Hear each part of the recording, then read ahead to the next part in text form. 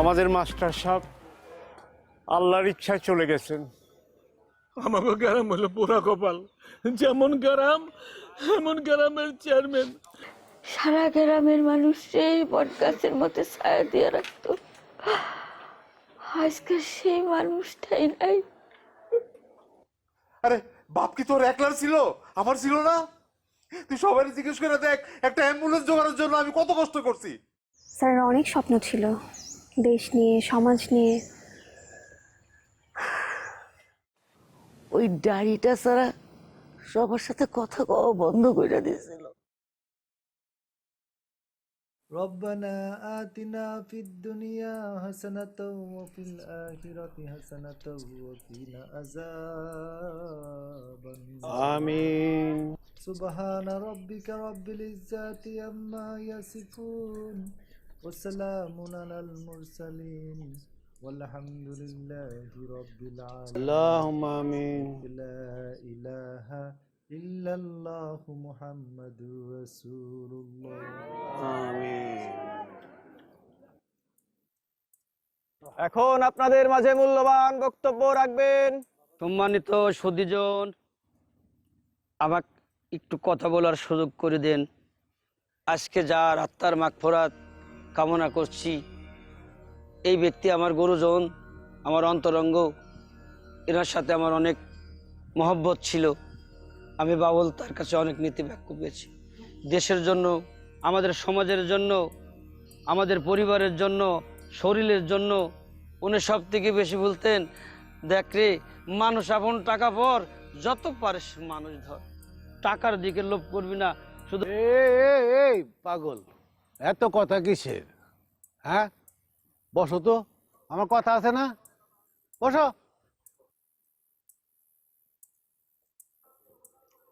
এখন আপনাদের মাঝে মূল্যবান বক্তব্য রাখবেন এলাকার উন্নয়নের রূপকার, গরিব দুঃখী মেহনতি মানুষের বন্ধু, তৌহিদি জনতার নয়নের মণি, অন্যায়ের বিরুদ্ধে বলিষ্ঠ কণ্ঠস্বর। থাম না, এত পেঁচাল পাড়া লাগে, সবাই আমার চেনে না, আমার সম্বন্ধে তো জানে। চিল্লাইতে আবার চিল্লায়। আমার প্রিয় গ্রামবাসী, আমাদের একটা প্রিয় মানুষ মাস্টার সাহেব, তিনি আজকে আমাদের মাঝে নাই। কত হয়েছেন, আল্লাহ তাআলা তাকে নিয়ে গেছে। আমাদের একটাই আরজি, আল্লাহ তাআলা যেন তাকে বেহেশত নসিব করুন। আমিন আমিন। আমাদের মাস্টার সাহেব আমাদের অনেক পছন্দের লোক ছিলেন।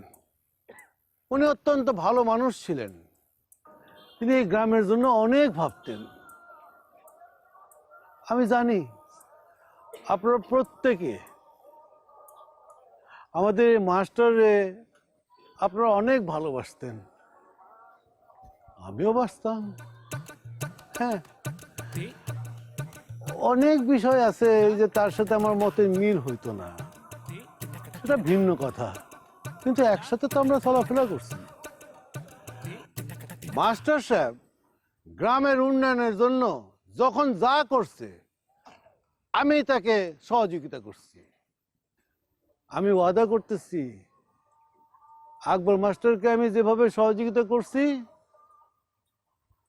ভবিষ্যতে তার এই পরিবারের জন্য আমি একই সহযোগিতা করে যাব। আপনাদেরকে আমি একটা কথা দিচ্ছি, আমাদের এই রাস্তাঘাট, গ্রামের রাস্তাঘাটের যে অবস্থা, এইখান থেকে ওই আমাদের রুগী, অসুস্থ মানুষ, এদেরকে নিয়ে এই সদর হাসপাতালে যাওয়া যায় না। আমি আপনাদেরকে কথা দিচ্ছি, এইবার আমি 2টা ওই ভ্যান আমি দিয়ে দিব। আপনাদের দোয়ায়, উপরওয়ালার ইচ্ছায় আমি যদি আবার চেয়ারম্যান হই, তাহলে এই গ্রামে আমি অ্যাম্বুলেন্স দিয়ে দেবো। চেয়ারম্যান সাহেব, বেয়াদবি মাফ করবেন, এটা আসলে রাজনৈতিক আলোচনা করার জায়গা না। আমরা আসলে অনেক কৃতজ্ঞ যে আপনারা সবাই আমার আব্বার জন্য দোয়া করতে এসেছেন। আমার আব্বা আকবর মাস্টার আপনাদের সবাইকে তার সাধ্যমতো সাহায্য করেছেন, কাজ করেছেন এই গ্রামের জন্য, কিন্তু ওনাকেও অবহেলা মরতে হলো। এই গ্রামের আর কোনো মানুষকে যেন অবহেলায় মরতে না হয়, সে কারণে চেয়ারম্যান সাহেব আপনার কাছে আমার একটা আর্জি ছিল। বলো বাবা, বলো তোমার কি আর্জি? গ্রামের প্রত্যেকটা মানুষের স্বাস্থ্যের অবস্থা যদি একটা কার্ডের মাধ্যমে রাখা যেত, তাহলে একজন মাত্র ডাক্তার এবং একজন মাত্র নার্সকে নিয়ে এই স্বাস্থ্য কেন্দ্রটা চালানো যেত। কার্ড? এই কিসের কার্ডের কথা বললা?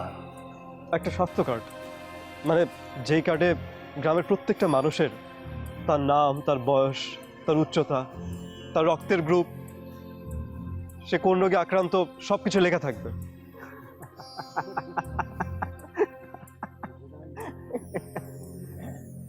তুমি তো বাবা ঢাকায় বিরাট চাকরি করো, তাই না?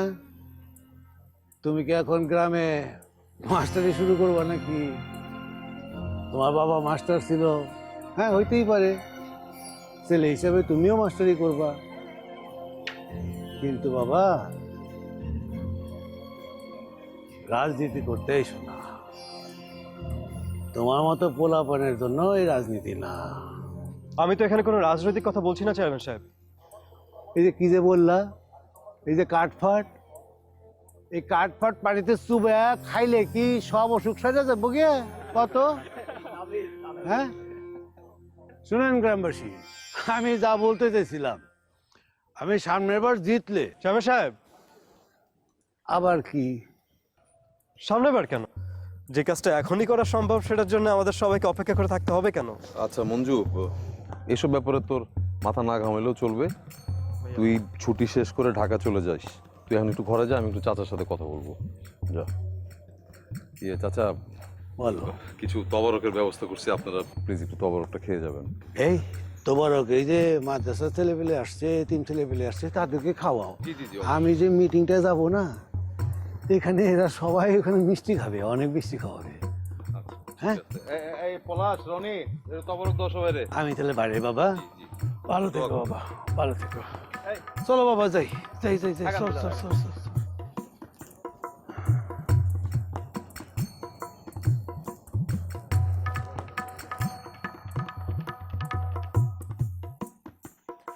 না তোকে তো দেবো না, বুঝছি, ব্যাপারটা আমারই দেখা লাগবো। ও গ্রামে আইসা কোনো জামা কাপড় সাইডা পারে নাই, দুলাভাইয়ের পেছনে লেগে গেছে। সাহস কত বড়! কারে কেমনে বাটে ফেলাইতে আইডে রাসেলের চেয়ে ভালো কেটা জানে ক। সেইটাই ফাঁদ পাইতে বসে আছি একটা সুযোগের অপেক্ষায়। মনে করে একবার ফাঁদে পা দিয়ে ফেলাইলে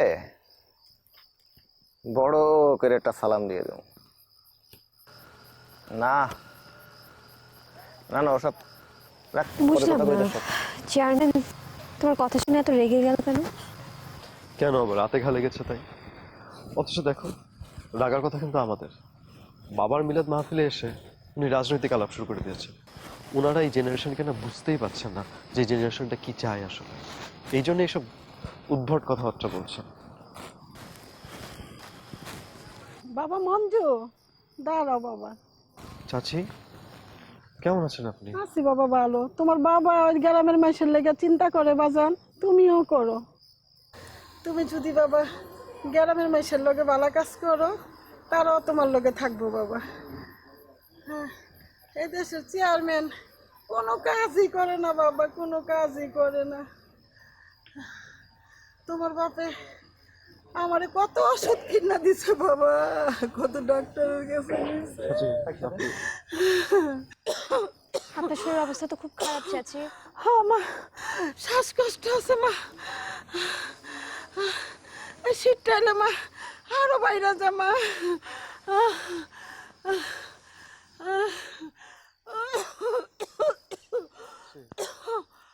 বাজান, এই চেয়ারম্যানটা দিয়ে গেলে আমি কিচ্ছু হইব না বাজান।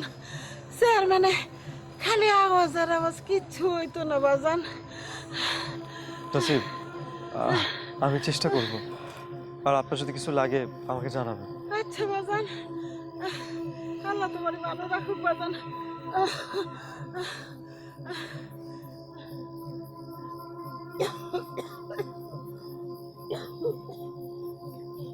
গ্রামের মানুষ কত সরল, তাই না? হ্যাঁ, আর এই সহজ সরল গ্রামের মানুষগুলোকে দিনের পর দিন ঠকাচ্ছে এই জব্বার চেয়ারম্যান। কিন্তু আর না, চেয়ারম্যানকে আর সুযোগ দেওয়া যাবে না। Best of luck. Thank you.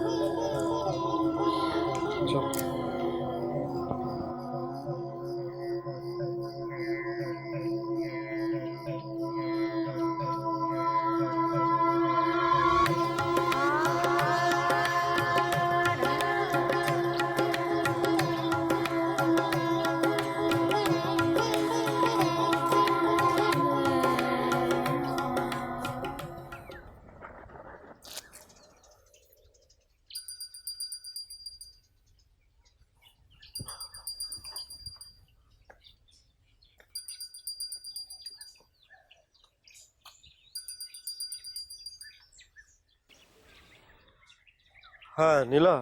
Hello Manju, হোয়াটসঅ্যাপে তোমাকে একটা ছবি পাঠিয়েছি, দেখেছো? আচ্ছা,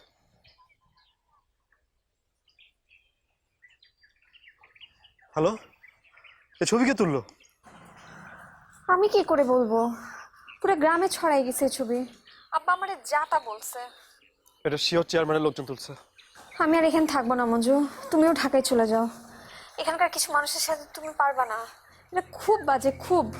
নীলা, নীলা তুমি শান্ত হও, আমি দেখছি ব্যাপারটা, শান্ত হও।